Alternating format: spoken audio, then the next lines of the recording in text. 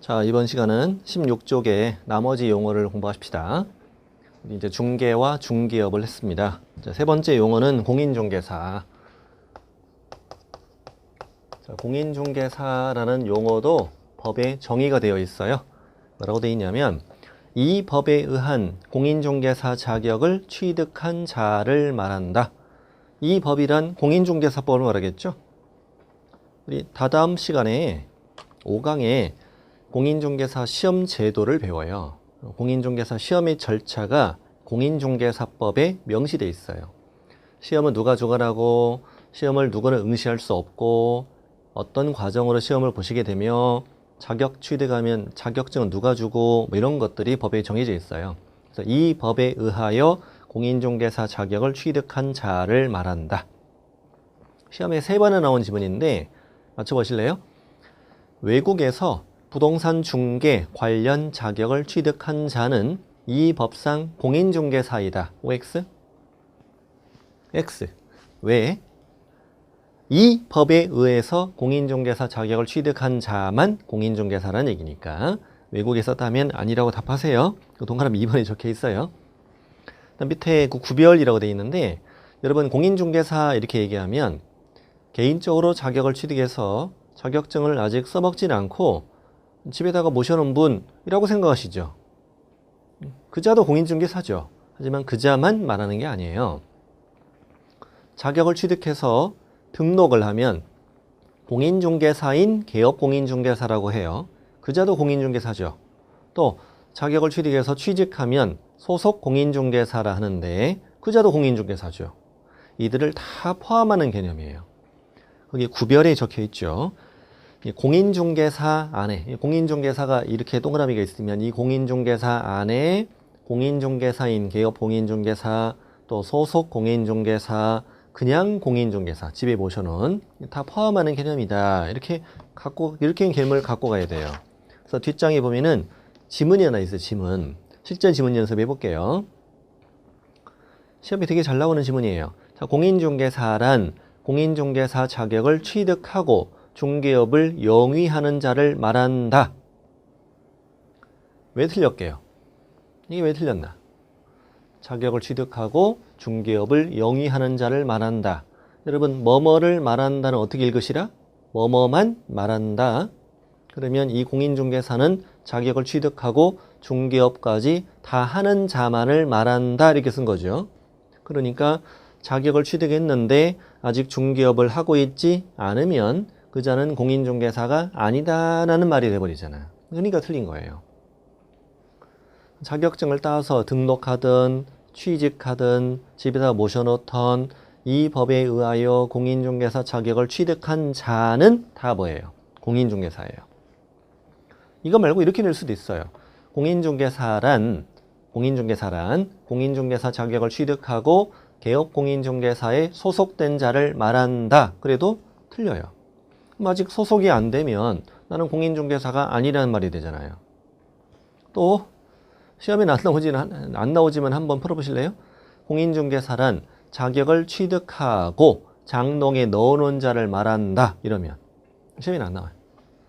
X예요. 왜? 장롱에 넣어놓은 자만 공인중개사니까요. 꺼내면 난 아니잖아. 보고 싶어서 꺼내면 난 공인중개사가 아니야. 슬프잖아. 그렇죠. 그래서 자격을 취득한 자는 다 뭐다? 공인중개사다. 국어를 잘해야 돼. 국어. 자, 그다음 용어는 개업공인중개사. 자, 개업공인중개사는 뭐라고 정의하느냐? 이 법에 의하여 중개사무소에 개설 등록을 한 자를 말한다. 역시 이 법에 등록 절차가 규정되어 있을 거 아니에요. 자격을 취득하거나 아니면 뭘 만들어서 법인을 만들어서 이 법에 의하여 중개사무소 개설 등록한 자를 개업공인중개사라고 한다. 그러면 이 개업공인중개사도 마찬가지예요. 이 개업공인중개사 안에 뭐가 있어요? 공인중개사인 개업공인중개사도 있고 법인인 개업공인중개사도 있는 거예요. 처음에 기본기를 잘 갖춰야 돼요. 우리가 공부하다가 개업공인중개사 이렇게 나오면 그 개인적으로 자격증을 따서 등록한 사장님, 그 사람만 말하는 거구나 라고 착각을 많이 한단 말이에요. 그게 아니에요. 이 개업공인중개사 안에 공인중개사인 개업공인중개사도 있고 법인인 개업공인중개사도 있고 그러는 거예요. 그래서 밑에 지문 연습해 볼게요. 되게 어려워요, 이거는. 자, 개업공인중개사란 이 법에 의하여 중개사무소에 개설 등록을 한 공인중개사를 말한다. 왜 틀렸다? 그자만 말하잖아. 그자만 개공이라고 쓴 거니까. 그러니까 이렇게 정의해버리면 중개사무소 개설 등록을 한 법인은 개업공인중개사가 아니야 이런 개념이 되기 때문에 중개사무소 개설 등록한 자를 말한다 이렇게 나와야 돼요. 매우 주의할 지문이다. 자, 해결하셨나요? 해결하셨어. 자, 밑에 종별 봅시다. 그러면 이 개업공인중개사 안에는 뭐가 있느냐? 첫 번째 법인인 개업공인중개사가 있고, 잠깐만 뒤로 가서 그 다음 페이지에 법인이 아닌 개업공인중개사도 있잖아요. 그 안에 공인중개사인 개업공인중개사도 있고, 그다음 부칙 제7638호, 법제 7638호, 부칙 제6조 제2항에 규정된 개업공인중개사도 있어요. 이 자가 누군지는 조금 이따 말씀드릴게요. 종류가 둘이 아니었네, 셋이었네. 다시 이제 앞으로 오시죠. 자, 법인인 개업공인중개사는 말 그대로 이제 법인을 만들었다는 얘기야, 법인. 법인은 우리 이제 등록 파트에서 자세히 배우는데 거기 동그라미 1번에 이렇게 돼 있어요. 자본금이 5천만 원 이상이어야 되고 상법상 회사이거나 협동조합 기본법에 따른 협동조합을 설립하면 된다. 그리고 중개사무소 개설 등록하면 이제 법인인 개업공인중개사가 된다 이 말이에요. 그럼 이제 상법상 회사는 말 그대로 상법에 규정된 회사. 그럼 상법에는 회사가 몇 가지가 있느냐? 5가지가 있다는 거야. 그 동그라미 2번에 주식회사, 유한회사, 유한책임회사, 한명회사, 합자회사 이렇게 종류가 5가지가 있다는 거예요. 이 중에서 주식회사, 유한회사, 유한책임회사는 그 경영진을 임원이라고 표현해. 임원 안에는 이제 이사도 있고 이제 감사도 있고 이러는 거예요. 우리 주식 발행해서 설립하는 회사가 이제 주식회사잖아요. 어쨌든 그렇게 지금 용어는 알아야 되니까 주식회사, 유한회사, 유한책임회사는 경영진을 뭐라 한다? 임원이라 한다. 임원. 그 인원이 많이 필요한 건 아니고 주식회사 같은 경우는 2명만 있으면 충분해요. 너 이사하고 나 감사하고 네가 대표하는 거야 이런 식으로. 그리고 한명회사와 합자회사는 그 경영진을 무한책임사원이라는 용어를 써요. 우리가 사원 이렇게 얘기하면 꼭 회사원 같잖아요. 근데 상법에서 말하는 회사, 그 사원은 일반 회사원을 말하는 게 아니에요. 무한책임사원을 2글자로 줄여서 사원이라고 줄여 쓰기도 하거든요. 무한책임사원은 한명 합자회사의 그냥 경영진이다 이렇게 이해하시면 돼요. 그 이제 한명회사 같은 경우는 무한책임사원으로만 구성되는데 그 무한책임사원은 뭐냐면 그 회사를 만들기 위해 자본금도 투자하고 실제 경영에 참여도 하는 그 이사들을 그 무한책임사원이라 합니다. 그리고 한명회사는 우리나라의 드문 회사인데 왜 그러냐면 무한대로 책임을 지거든요. 주식회사 같은 경우는 회사에 손해가 발생하면 내가 투자한 것만 날리면 더 이상 책임이 없어요. 그런데 여긴 인적회사라서 그 무한책임사원이 무한대로 책임을 져야 돼요. 그래서 이런 회사가 드물어요. 그리고 합자회사는 무한책임사원과 유한책임사원으로 구성되는데 그 무한책임사원은 투자도 하고 경영도 하는 이사고 유한책임사원은 투자만 할 뿐 회사 경영엔 참여하지 않는 자예요. 그래서 유한책임사원은 이사는 이사인데 회사 경영엔 참여하지 않고 내가 투자한 것만 책임지는 그런 사원을 말해요. 그냥 더 복잡하게 생각할 필요 없고 용어 말만 돼, 용어만. 우리 시험 보는 거니까.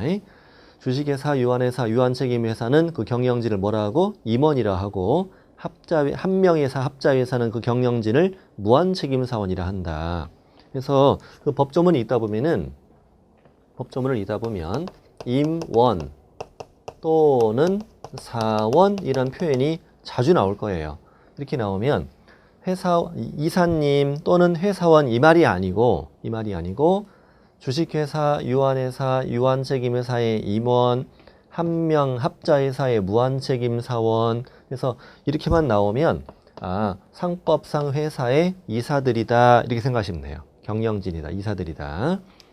그러면 협동조합은 뭐냐? 협동조합이라는 것은 현재 정보의 세계를 밀고 있거든요. 한 10년 전부터. 비슷한 일을 하거나 또는 뜻을 같이 하는 사람들이 모여서 만든 일종의 회사예요. 이것도.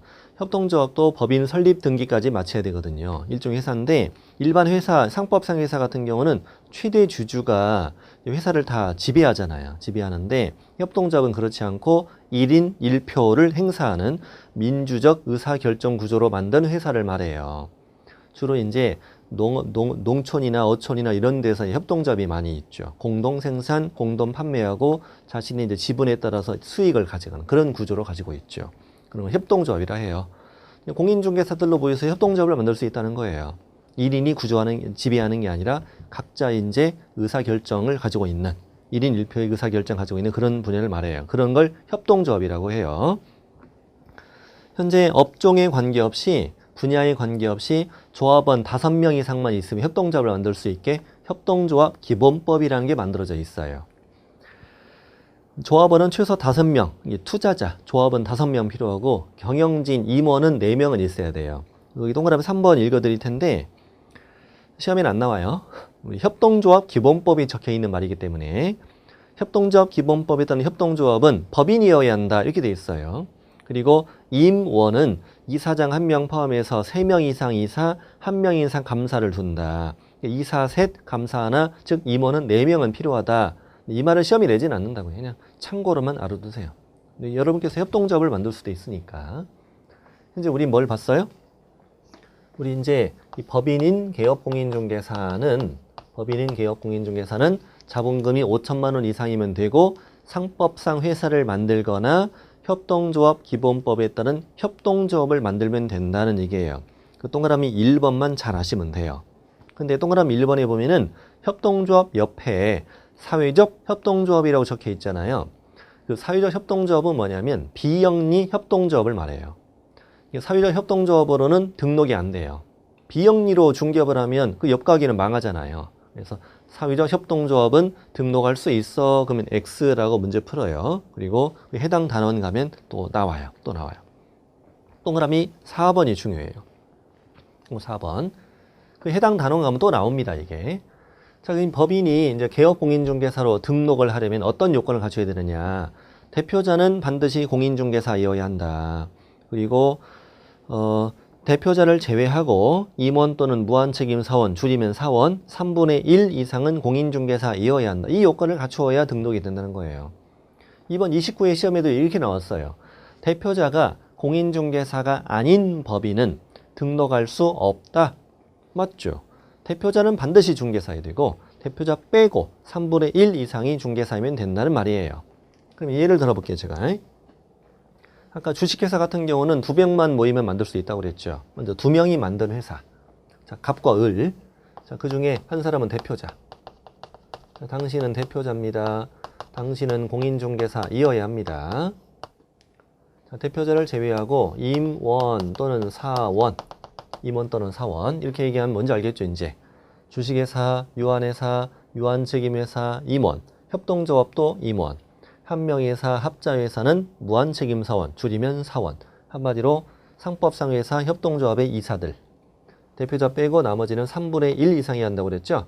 얘에서 빼고 이제 1명 남아서 1명. 그럼 이자는 공인중개사이어야 돼요? 아니어도 돼요? 3분의 1 이상이 되려면 이어야지. 아니면 0이니까. 이자는 공인중개사이어야 돼요. 그러니까 둘이 모였으면 둘 다 중개사여야 돼요. 자, 1명 더 있어요. 1명 더 있으면 이자는 공인중개사이어야 돼요? 아니어도 돼요? 아니어도 되죠. 그래도 2분의 1이니까 3분의 1 이상이잖아요. 1명 더 있으면 역시 이어도 되고 아니어도 돼요. 3분의 1은 되잖아요. 그래서 이 법조문의 의미는 둘이 모였으면 둘 다 중개사여야 되고 셋이 모였으면 둘은 되어야 되고 넷이 모였어도 최소 2명은 있어야 법인을 만들어서 등록할 수 있습니다. 라는 내용이다. 그리고 대표자, 임원, 사원은 이 법인과 한범이다. 이렇게 우리가 감을 잡습니다. 회사는 살아 숨쉬는 사람이 아니잖아요. 그래서 이 네 명이 회사를 만들었잖아요. 만들었으니까 이 네 명은 회사와 한 몸을 이룬다. 이렇게 감을 잡으세요. 보시고 중개사고 3분의 1 중개사고 이런 요건을 갖추어야 등록이 되고 우리가 다다음 시간에 4명 다 실무교육이란 걸 받아야 등록이 된다. 4명 다 결격 사유가 없어야 등록이 된다. 이렇게 배워요. 그래서 이 4명은 법인과 한 몸이다. 우리가 알고 있는 일반 회사원, 뭐 신입사원이나 뭐 대리나 과장이나 이런 사람들이 아니죠. 그런 사람들은 이제 뭐라고 부르느냐? 고용인이라고 불러요. 고용인. 고용인은 누구냐면은 자, 여기 잠깐 보시면 이자가 공인중개사인 개업공인중개사다. 개인적으로 자격증을 따서 등록한 거잖아요. 이 공인중개사인 개업공인중개사는 나 혼자 중개업해도 되죠. 해도 되고 직원은 둬도 되고 안 둬도 돼요. 그 직원을 이제 고용인이라고 부르는 거예요. 이 고용인 중에 자격증이 있으면 소속 공인중개사, 자격증이 없으면 중개보조원 이렇게 부르는 거죠. 이 둘이 얘네들을 말하는 거예요. 자, 그러면 고용인은 둬도 되고 안 둬도 되고 공인중개사만 둬도 되고 공인중개사가 아닌 자를 두어도 돼요. 이 자를 A라 하고 이 자를 이제 B라고 하자 이거예요. 그럼 이제 이 사람들의 지금 이름을 불러볼 텐데 이름은 어떻게 부르느냐? 갑은 그냥 항상 대표자예요. 항상 대표자. 그리고 이 5명 중에서 자격증이 있는 애들이 있죠. 자격증이 있는데 이 을하고 A잖아요. 얘네 둘 다 소속 공인중개사라는 용어를 사용해요. 둘 다 아니 여기가 아니구나. A. 둘 다 소속 공인중개사라는 용어를 써요. 이 대표자를 빼고 법인은 대표자 빼고 나머지 중에 공인 자격증이 있는 자는 전부 다 소공이라고 불러요. 그래서 얘를 임원 또는 사원인 소공, 이 자는 고용인인 소공 이렇게 불러주면 돼요. 둘 다 공인중개사니까 계약서 작성이나 이런 일을 다 할 수 있거든요. 그리고 얘네 둘은 따로 이름이 없어요. 따로 이름이 없고 그냥 어떻게만 기억하냐면 사원이나 임원 중에 사원이나 임원 중에는 공인중개사가 아닌 자도 가능하다. 이 정도 말면 되고 이 자를 우린 중개보조원이라고 불러요.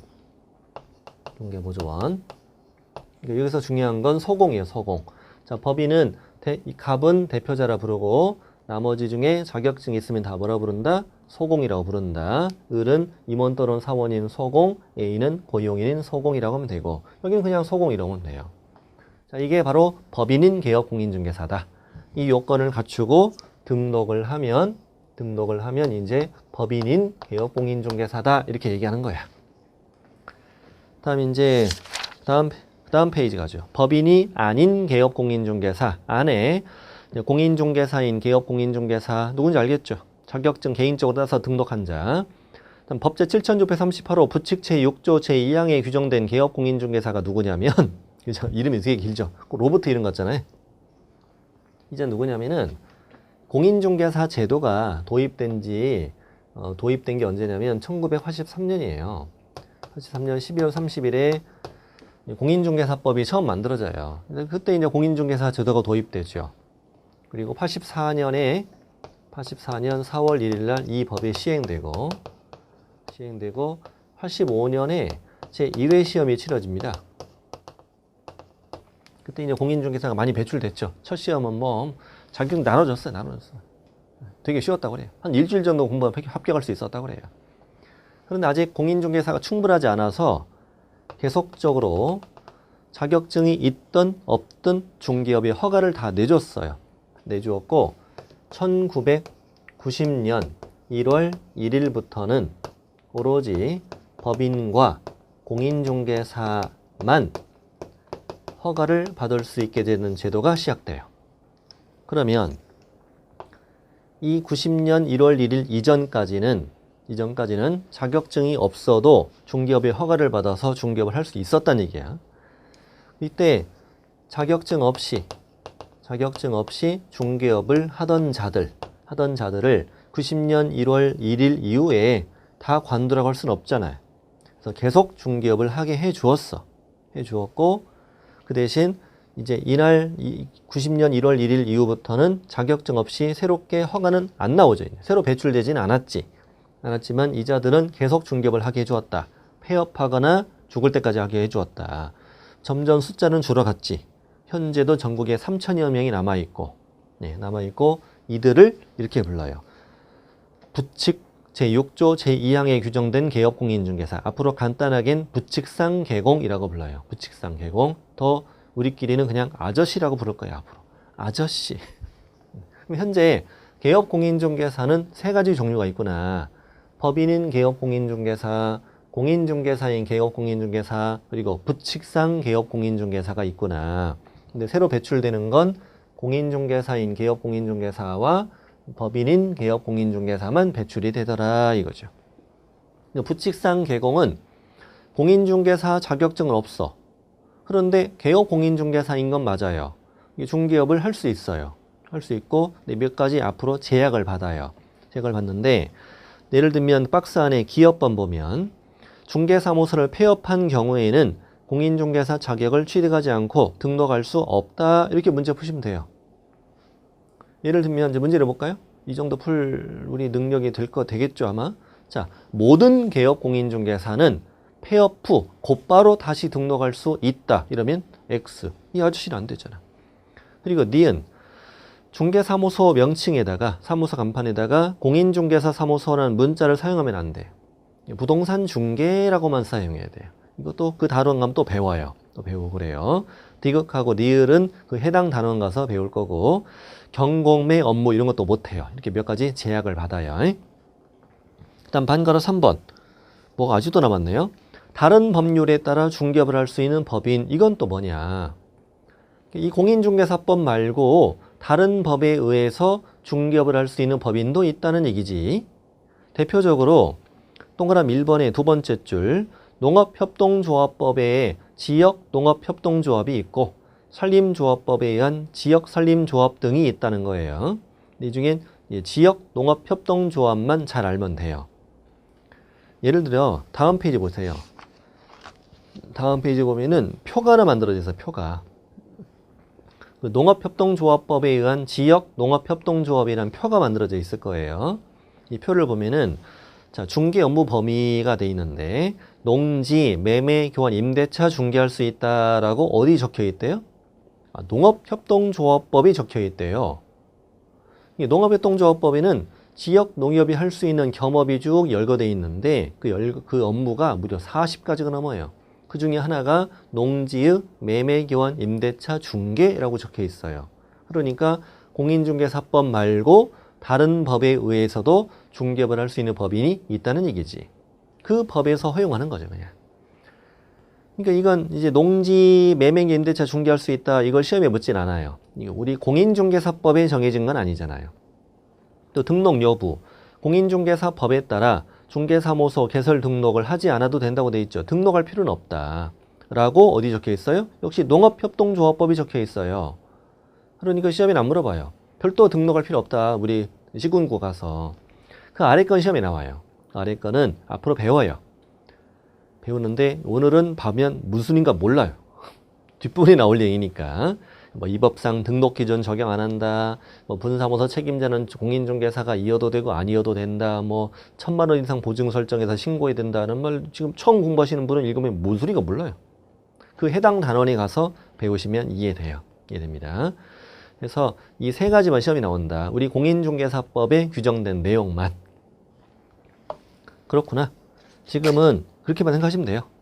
그 앞 페이지에다가 또 써드렸잖아. 맨 밑에다가. 동그라미 3번. 다른 법률에 따라 중개업할 수 있는 법인에 대해 시험에 출제되는 지문은 아래 세 가지만 나온다고. 세 가지만. 이 공인중개사법에 적혀있는 내용이니까. 지금은 이 정도만. 이 법이 아니라 다른 법에 의해서 중개업을 할 수 있는 법인도 있구나. 대표적으로 지역농업협동조합이라는 것이 있구나. 자, 현재 우리 뭐 공부했어요? 개업공인중개사를 공부한 거야. 정리해보면 개업공인중개사 안에는 공인중개사인 개공, 법인인 개공, 또 부칙상 개공이 있는데 부칙상 개공은 새로 배출될 수는 없다.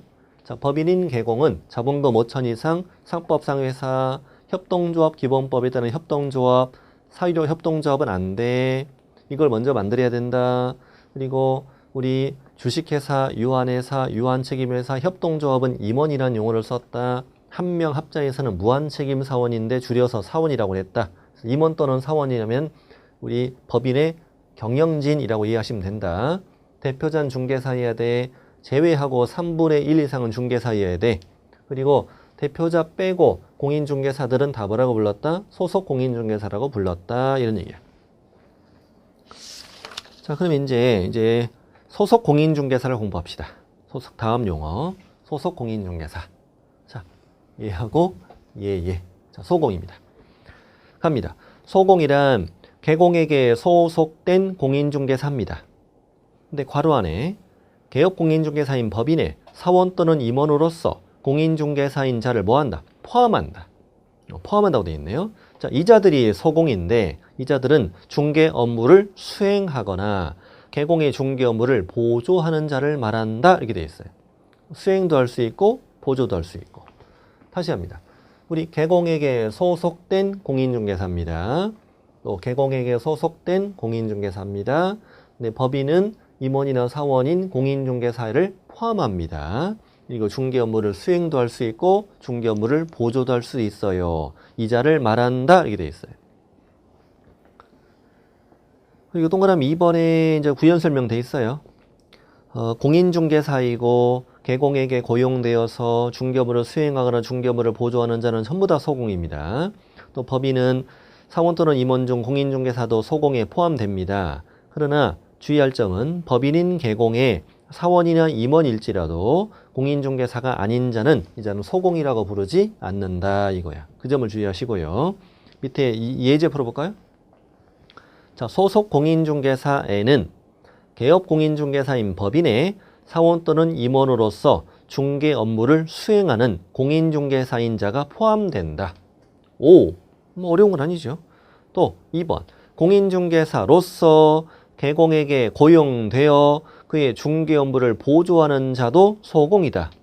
5. 수행도 하는 자도 소공이고 보조하는 자도 소공입니다. 근데 뭐뭐를 말한다 이렇게 쓸 때는 수행과 보조가 다 들어가야 돼요. 만약에 중개 업무를 보조하는 자를 말한다 이렇게 해버리면 틀려요. 수행을 못하니까 그때는 틀려요. 다음 페이지에 보면은 중개 업무 수행이라는 거에 대해서 자세히 적어드렸어요. 제가 첫 시간에 말씀드린 건데 중개대상물 확인 설명하는 거, 확인 설명서 작성, 거래계약서 작성 이런 것들을 할 수 있는 걸 우리는 수행이다라고 얘기해요. 그렇지, 이자도 공인중개사니까 계약서 작성이나 이런 일을 할 수 있어야 되겠지. 근데 이제 동그라미 2번이 되게 중요한데 동그라미 2번하고 3번하고 이걸 지금 공부하면 좀 쉽지 않아요. 처음에는. 뒷부분까지 이해를 해야 되는 부분이라서 간단히 일단 이해를 할 수 있는 부분만 말씀드리면 우리 이제 개공은 사장님이고 소공은 직원이잖아요. 그럼 중개 업무를 수행하는 의무자는 개공이에요. 의무자는. 소공은 의무자는 아니고 다만 할 수는 있어요. 이 개념이에요. 이게 이제 확인 설명서 작성, 거래계약서 작성의 의무자는 누구라고? 의무자는 개공. 소공은 의무자는 아니고 할 수는 있어. 이런 얘기지. 그래서 동그라미 2번. 확인설명서, 거래계약서 작성해서 교부하고 보존하는 건 누구의 의무고? 개공의 의무이지 소공의 의무는 아니야. 따라서 이 확인설명서, 거래계약서를 작성해서 교부하지 않았어. 또 보존하지 않으면 개공의 개업공인중개사의 업무정지가 될 것이지 소속공인중개사의 자격정지 사유가 아니다. 그 업무정지, 자격정지는 똑같이 영업정지인데 우리 개공에게 주는 건 업무정지라고 부르고 소공에게 주는 건 자격정지라고 불러요. 뒷부분 가서 배우는 거예요. 동그라미 2번은 나중에 할게요. 지금 보면 잘 이해 안 될 거예요. 소공은 계약서 작성, 확인설명서 작성을 할 수는 있잖아. 할 수는 있는데 작성했으면 당신도 소공도 서명과 날인 책임 다 져야 돼요. 서명과 날인 해야 되는데 그걸 안 했을 때는 자격정지라는 얘기예요. 자, 그럼 지금은 잘 지나가세요. 처음 공부하시는 분 잘 모르시니까. 저 밑에 중개 업무 보조. 그렇지. 현장 안내나 일반 서무나 이렇게 보조도 할 수 있는 거지. 저 밑에 표도 사실 되게 중요한 거거든요. 중요한 건데 이거는 한 바퀴 돌아야 이해가 된다. 지금은 그냥 간단하게 지나가세요. 아, 중개 업무를 수행하는 의무자는 누구다? 개공이다. 소공은 의무자는 아닌데 할 수는 있다. 이 정도 개념만 갖고 가면 돼요. 자, 중개 보조원 갈게요. 자, 중개보조원은 공인중개사가 아닌 자로서, 여기가 중요해요. 아닌 자로서, 여기를 공인중개사로서 이러면 틀려요. 아닌 자로서 중개대상물에 대한 현장 안내, 일반 서무와 같은 중개 업무와 관련된 단순한 업무를 보조하는 자를 말한다. 만약에 수행 이런 거 들어가면 틀리는 거죠. 수행은 못하고 보조만 할 수 있어. 보조도 구체적으로 현장 안내, 일반 서무. 뭐 간단히 얘기하면 집 보여주는 거, 뭐 커피 타는 거 이런 일만 할 수 있다는 거지. 그 자리에 뭐 현장 안내 및 계약서 작성, OX, X. 현장 안내 및 확인 설명 의무 이러면 다 X가 됩니다. 그런 게 들어가면 다 틀립니다. 중개보조원은 단순한 업무를 보조만 할 수 있다. 다음 페이지에 보면은 그 중개 업무 수행은 안 된다 이거예요. 중개 업무를 수행하면은 보조원이 계약서 쓰거나 이런 일을 해버리면 자격증이나 등록증 대여가 된다라고 또 뒤에 가서 배워요. 배우고 보조만 해야 된다. 자, 밑에 지문 연습해 봅시다. 자, 중개보조원은 개공에게 소속된 공인중개사로서 그 개공의 중개 업무를 보조하는 자를 말한다. 어디가 틀려요? 그렇죠. 공인중개사로서가 아니라 아닌 자로서. 거기 항상 조심해야 돼. 중개보조원은 아닌 자로서. 소공은 공인중개사로서. 그거 틀렸고. 2번. 보조원은 공인중개사가 아닌 자로서 소속되어서 현장 안내, 계약서 작성 등 중개 업무를 보조하는 자를 말한다. 어디에 틀려? 계약서 작성 안 된다고. 현장 안내, 일반 서무와 같은 단순한 업무를 보조하는 자를 말한다. 자, 보조원은 시험이 한 번도 밖에 나온 적이 없어. 항상 틀리기만 맞았어요. 그래서 보조원 시험이 뜨면 그냥 X라고 골라고 지나가도 큰 하차는 없을 텐데 그러면 안 되겠죠. 밑에 문제도 한번 풀어보세요. 풀어보시고 이제 용어 다 했습니다. 우리 공인중개사, 개업공인중개사, 소속공인중개사, 중개보조원 다 했어. 이제 5절 갑니다. 5절에 중개대상물로 갑시다. 중개대상물. 자, 용어 6가지 다 공부하신 겁니다. 자, 지금부터 볼 것은 중개대상물. 일단 중개대상물이 일단 토지가 있고 그 다음에 건축물, 그 밖에 토지의 정착물이 있고 건축물 그 밖에 토지의 정착물이 있으며 나머지 대통령령의 임목과 광업재단과 공장재단 아까 토, 건, 입, 광, 공 이런 식으로 외웠잖아요. 그렇습니다. 일단 종류는 이렇다. 종류는 밑에 의 중개대상물이 갖는 의미는 아까 우리 전 시간에 배웠어요.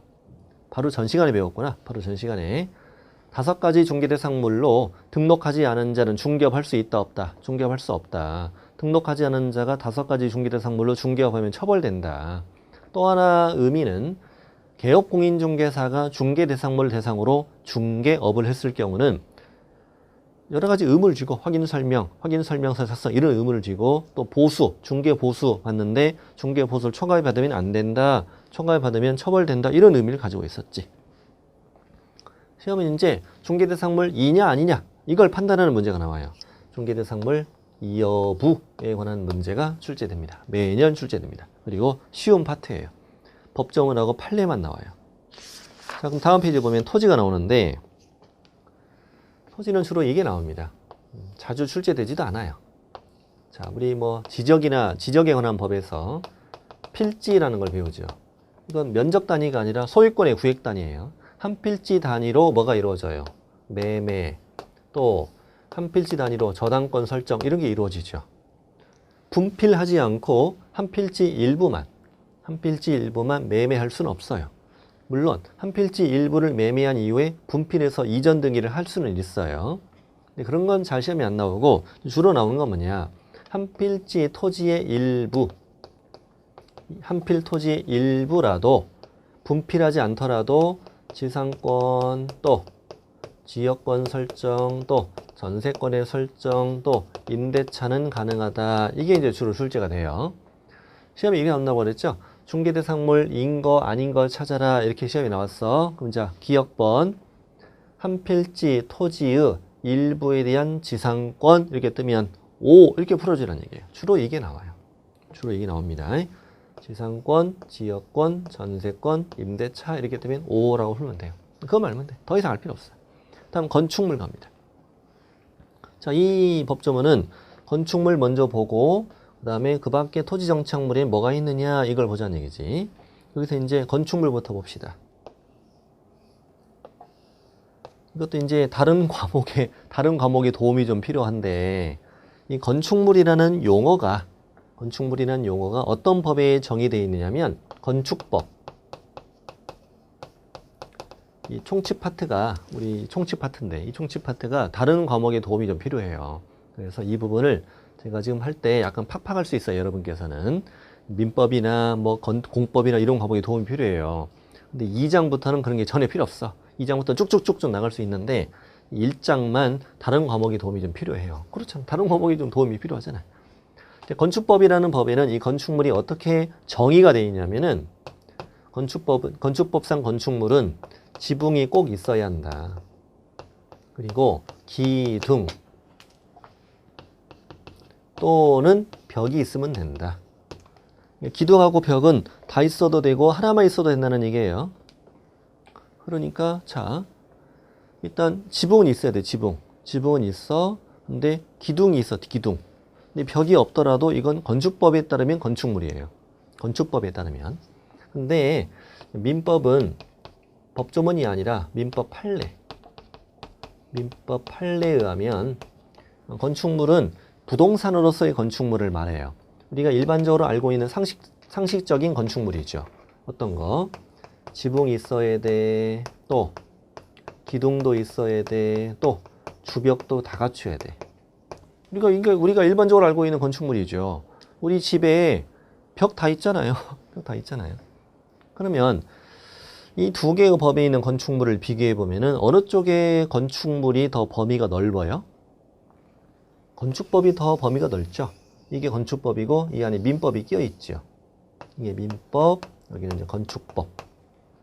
민법은 지붕, 기둥, 주벽이 다 있는 거. 이거는 이제 공통이죠. 공통 분모죠. 그리고 건축법상 건축물은 지붕 더하기 기둥 또는 벽이 있는 것들이 이제 여기 끼어 있는 것들이죠. 민법상 건축물이 더 범위가 넓어요. 자, 그럼 이제 어떤 사건이 있었냐면 이제 대법원 사건 하나 우리 이제 연습해 보자고요. 셀프 세차장 가보셨죠? 셀프 세차장 구조물. 세차하는 그 구조물을 말하는 거예요. 세차장 구조물은 일단 지붕 있나? 지붕? 있지. 지붕 있어요. 자, 기둥 있나? 기둥? 기둥도 있죠. 근데 이쪽은 주로 막혀 있는데 옆에는 차량이 드나드는 쪽은 뚫려 있죠. 뚫려 있으니까 뭐는 없는, 주벽은 없는 그런 건축법상 건축물이에요. 이거는 건축법상 건축물. 근데 이 구조물을 개공이 아닌 자, 등록하지 않은 자가 이거에 대해서 중개업을 한 거야. 중개업. 매매 알선을 돈 받고 계속했다는 거예요. 그걸로 이제 무등록 중개업으로 기소가 됐어요. 이 자를 과연 처벌할 수 있느냐 없느냐에 관한 내용이지.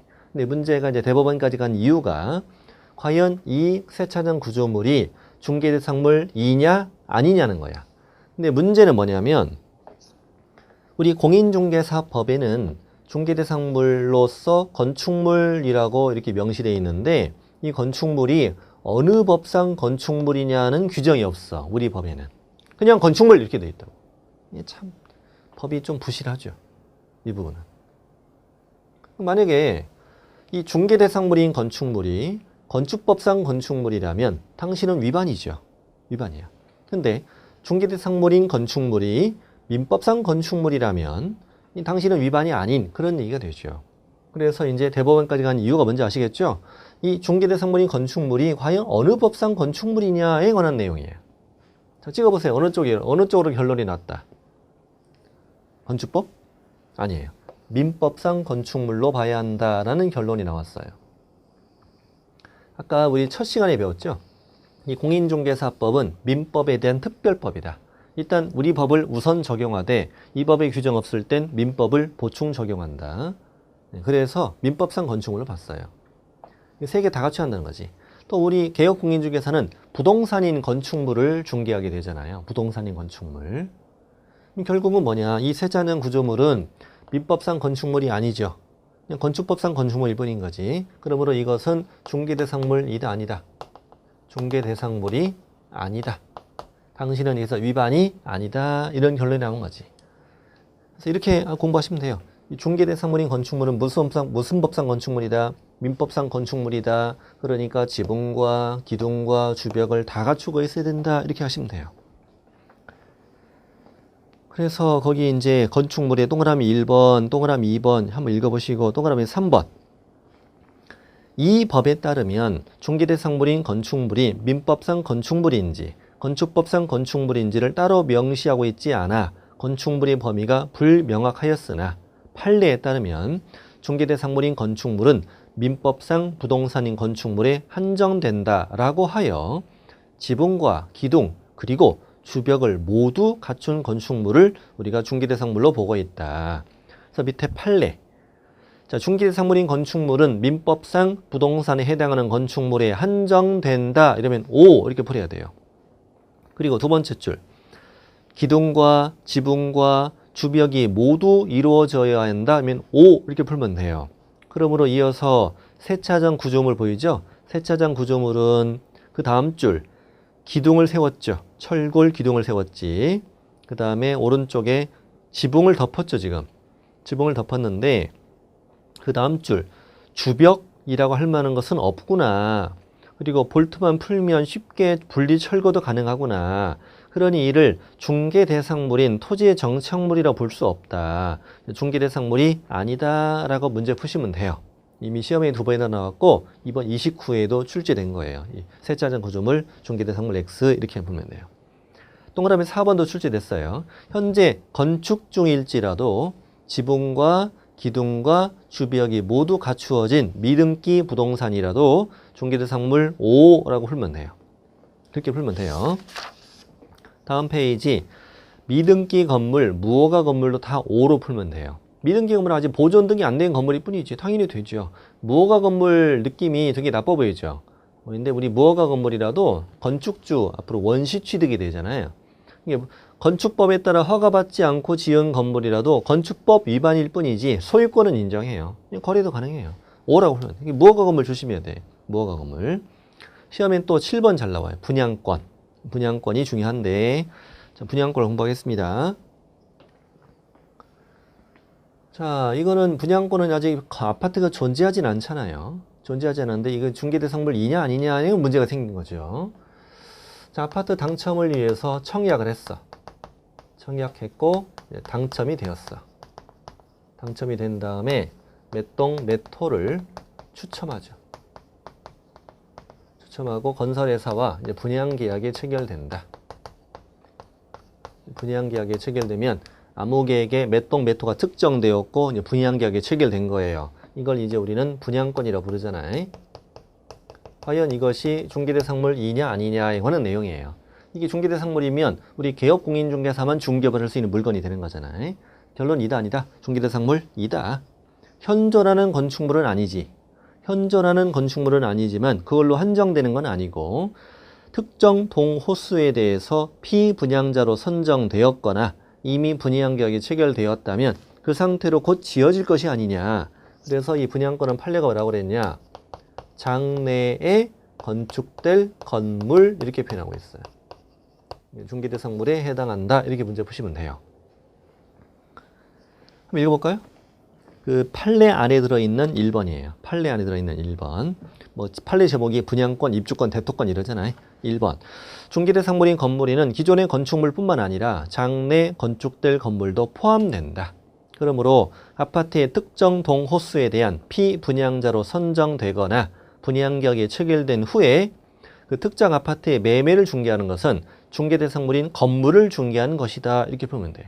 되게 자주 나와요. 시험에도. 이번 29회에도 출제됐어요. 2번도 잘 나와요. 2번은 뭐냐면 특정한 아파트에 입주할 수 있는 권리는 아니다. 이렇게 돼 있어요. 아파트의 추첨기를 신청해서 당첨되었다. 이렇게 돼 있어요. 그러니까 이 상태를 말하는 거예요. 특정 아파트에 입주할 수 있는 권리는 아직 아니네. 아무개에게 몇 동 몇 호가 주어진 것도 아니네. 분양계약 체결된 것도 아니네. 아파트의 분양 예정자로 선정될 수 있는 지위. 핵심 단어가 그거예요. 아파트에 뭐라고요? 분양 예정자. 분양 예정자로 선정될 수 있는 지위에 불과한 입주권. 이렇게 뜨면 중개대상물인 건물에 해당하지 않는다. 분양자가 아니라 뭐라고요? 분양 예정자. 이해도 필요하지만 암기도 필요해요. 아파트 분양 예정자로 선정될 수 있는 지위에 불과한 입주권은 중개대상물 X 이렇게 풀면 돼. 그만큼을 다 줘요. 아파트의 분양 예정자로 선정될 수 있는 지위에 불과한 입주권 중개대상물 2냐 아니냐 물어보면 아니다 이렇게 답하면 돼요. 되게 잘 나와요. 여러분 입주권이라는 단어만 시험에 내진 않아요. 입주권이라는 거는 이 사건은 지금 90년에 접수된 거예요. 1990년. 옛날에 입주권은 딱지라는 말로 많이 썼는데 요즘에는 그렇지 않거든요. 요즘에는 우리 아파트 재건축을 할 때 동호수가 이미 나와서 건설회사와 재건축 아파트의 분양력이 체결된 걸 입주권이라고 그래요. 그러니까 시험에 입주권이라는 말만 내진 않아요. 판사님은 이 입주권을 딱지라는 의미로 쓴 거예요. 자, 3번. 대토권도 시험에 되게 잘 나와요. 대토권이라는 단어는 판사님이 만든 단어예요. 그래서 대토권 이것만 나오진 않고 이 지역은 앞으로 개발이 예정 중이에요. 그래서 이 지역은 앞으로 철거가 될 것이고 철거되면 이 앞 주택의 소유자들에게 서쪽의 택지개발지구내 택지를 공급받을 지위가 붙어 있어요, 지금. 그런데 이 대토권은 저쪽 택지개발지구내 이주자 택지를 공급을 받을 수 있는 지위지 그 택지에 대한 현재 공급 계약, 분양 계약이 체결된 지위가 아니잖아요. 그래서 거기도 핵심이 이주자 택지를 공급받을 지위다. 공급을 받은 게 아니라 분양이 된 게 아니라 공급받을 지위의 대토권도 특정한 토지가 아니므로 이거 중개대상물이 아니다 이렇게 풀면 돼요. 4번 판례는 아직 안 봐도 되거든요. 자, 이제 세 가지 말만 된다. 특정 동호수가 정해져서 분양계약에 체결된 분양권 이렇게 뜨면 중개대상물 O, 장내 건축될 건물은 중개대상물 O, 분양 예정자로 선정될 수 있는 지위에 불과한 입주권이면 X, 택지개발지구내 이주자 택지를 공급받을 지위인 대토권 이러면 X 이렇게 문제 풀면 돼요. 이렇게 문제 풀면 됩니다. 자, 다음에 그 밖의 토지 정착물 여기를 보는데 여기는 시험에 잘 안 나옵니다. 사실 건축물 말고 뭐가 또 있겠냐 이거지. 뭐가 또 있겠냐. 이걸 한번 생각해 보면 이거 하나만 알면 됩니다. 토지입니다. 토지에 20개 집단이 있어요. 20개 집단이 있는데 자, 현재 땅이 갑거예요. 갑이 을에게 토지를 매매했어요. 특별한 약정이 없다면 이 20개 집단은 당연히 따라가요, 안 따라가요? 따라가죠. 같이 이제 거래가 되는 거예요. 토지의 종물이요 부속물일 뿐이지. 그러니 이 20개 집단을 토지와 독립된 토지와는 독립된 별개의 부동산이라고 볼 수 있어 없어? 볼 수 없으므로 이건 중개대상물이 아닌 걸로 봐요. 이게 중개대상물인 것도 이상하잖아요.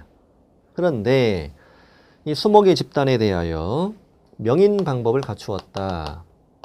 가끔 시험에 늡니다, 이거. 명인 방법이라는 건 뭐냐면 현재 갑땅이고 나무도 갑거예요. 근데 지나가는 A라는 사람이 나무만 샀어요. 지금은 겨울이니까 봄이 되면 내가 빼갈게요. 이건 내 거예요 라고 현장에 표시하는 거예요. 경계를 치고 팻말을 달아서 내 거다 라고 표시해요. 그럼 이제 토지 소유자는 표지 소유자와는 별개의 소유자가 있다는 걸 외부에 명시하는 방법을 명인 방법이라 해요. 명인 방법을 갖춘 수목의 집단 또는 수목 한 그루일 수도 있으니까 이렇게 표현해요. 이렇게 하면 토지와 독립된 별개의 부동산으로 인정해요. 관습법에 따라 인정하고 토지를 팔았다. 따라가 안 따라가? 안 따라가죠. 이때는 중개대상물에 해당한다 라고 문제 풀면 돼요. 판례가 그렇게 돼 있으니까 시험에 이렇게 나와요. 더 깊게 생각할 필요 없어요. 우리 시험에 OX만 풀면 되니까. 자, 건축물 말고 그 밖의 토지 정착물 중에 중개대상물이냐 아니냐를 풀 때는 명인 방법 갖추지 않은 20개 집단 이러면 X로 풀고 명인 방법 갖춘 20개 집단 이러면 O로 문제 푸시면 됩니다. 그게 이제 다음 페이지에 쭉 열거돼 있는데 그 하나만 알면 되고 그 외에는 시험에 잘 안 나와요, 요즘에는. 뭐 그냥 수목의 집단이나 담장이나 교량이나 암석이나 토사 이런 게 토지와 독립된 부동산 아니잖아요. 아니고 명인 방법 갖춘 수목의 집단 하나만 시험에 나와요. 시험에 나오고 이따가 이제 임목과의 차이점도 말씀드릴게요. 다음 시간에. 그 밖에 뭐 명인 방법 갖춘 미분리 과실이나 또는 뭐 농작물이나 이런 것도 그 국토부 유권 해석에 의하면 중개대상물이 아니다 이렇게 돼 있어요. 있는데 이거는 법에 명시된 것도 아니고 판례도 없기 때문에 시험에는 안 나올 것으로 봐요. 한 번도 안 나왔고. 그래서 그냥 이 정도만 지나가시면 돼.